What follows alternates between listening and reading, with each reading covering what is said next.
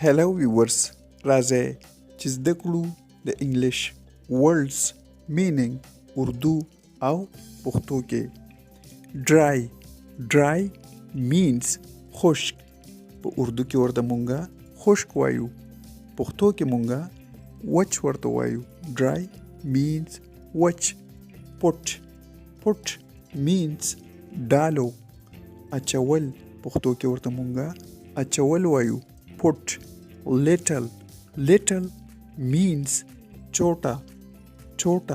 Little پښتو کې ورته مونږه لږ وایو. Little. More ورل دی. More means مزید. More means مزید پښتو کې ورته مونږه وایو نور.